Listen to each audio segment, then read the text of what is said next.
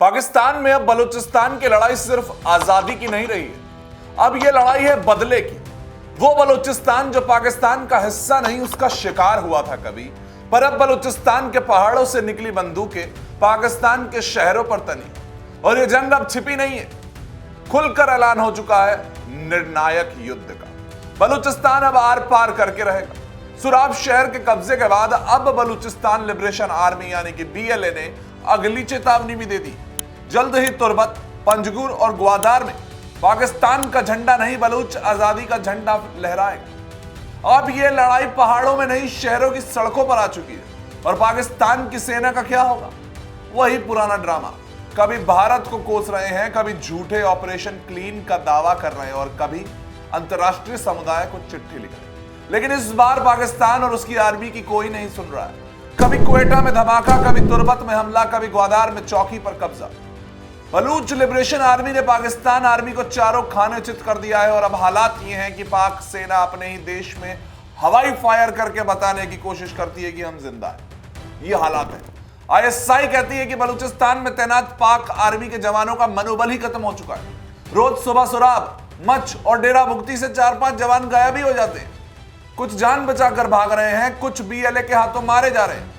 और अब पाकिस्तान आर्मी को समझ में नहीं आ रहा है कि किसे दुश्मन माने। बीएलए ने सुराब को सिर्फ एक शहर ही नहीं, एक रणनीति के आधार पर पूरा कब्जा लिया।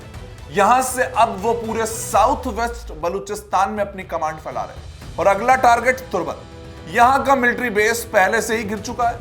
अंदर खाना नहीं है, बाहर निकलने का रास्ता नहीं है। आईएसआई की इंटेलिजेंस रिपोर्ट लीक हो चुकी है। बीएलए की 6 टुकड़ियां इस वक्त पंजगुर के बीच घुस चुकी है। यानी अब युद्ध सिर्फ सीमा तक सीमित नहीं है, पूरे बलूचिस्तान की नस नस में दौड़ रहा है, बलूचों की नसों में दौड़ रहा है। ग्वादर सीपैक का सबसे बड़ा कार्ड है, चीन का सपना है, पाकिस्तान की इज्जत है। लेकिन अब बीएलए उसी ग्वादर को ध्वस्त करके प्लानिंग बड़ी बना चुकी है। और अगर एक भी बड़ा अटैक इस पोर्ट पर हुआ तो पाकिस्तान की अर्थव्यवस्था पूरी तरह से डूब जाएगी और चीन भी अपने पैसे बचाकर निकल लेगा। शुरू भी कर दिया।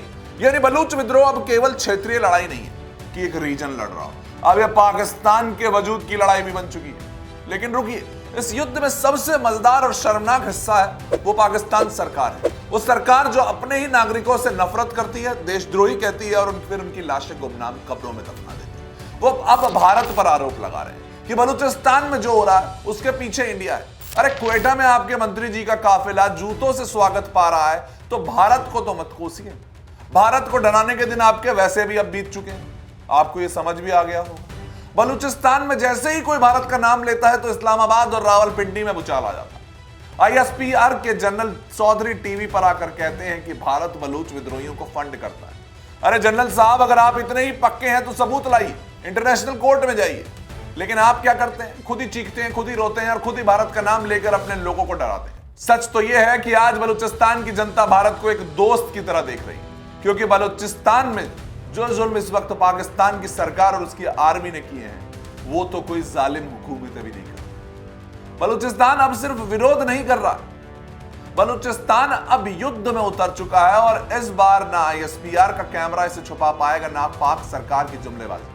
हर शहर अब किले में बदल चुका है, हर युवक अब क्रांतिकारी बन चुका है और बलूचिस्तान आजादी के आखिरी पड़ाव पर है। और पाकिस्तान की आर्मी शायद अब अपने दिन गिन रही है। भारत पर झूठे इल्जाम लगाकर पाकिस्तान अपनी हार छुपा नहीं सकता है।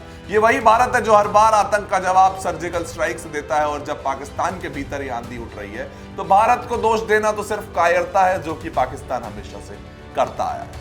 बलूचिस्तान को जानने वाले लोग जानते हैं कि अब यह उठ खड़ा हुआ है और जब कोई मिटाने से नहीं डरता तो समझ लो इतिहास बनने वाला है।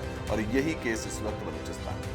देखिए, आपको फिर बता दूं, बलूच विद्रोही दशकों से संसाधनों के शोषण, राजनीतिक उपेक्षा और सैन्य दमन के खिलाफ आवाज उठा रहे। बीएलए और अन्य समूहों का दावा है कि बलूचिस्तान के खनिज और प्राकृतिक संसाधनों का लाभ स्थानीय लोगों को तो मिला ही नहीं।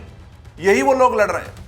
और अब अफगानिस्तान में तालिबान की सत्ता में आने के बाद विद्रोहियों का हथियार और प्रशिक्षण की सुविधा मिलने की खबर उन्हें ताकत भी बढ़ा रही है। शायद ये बहुत सी ग्लोबल रिपोर्ट्स हैं, लेकिन बलूचिस्तान को लेकर सबसे बड़ी बात जो समझने वाली है कि वो अपने लिए लड़ाई लड़ रहे हैं, अपने लोगों के लिए लड़ाई लड़ रहे हैं। वो बीएलए आजाद कराने के लिए घूम रही है, क्योंकि पाकिस्तान की सरकार और पाकिस्तान की आर्मी ने अपने ही देश में एक हिस्से में इस तरीके से इस वक्त जुल्म किया कि अब वो लोग लड़ रहे हैं। तो उनको आतंकवादी नहीं, उनको आप एक स्वतंत्रता सेनानी समझिए।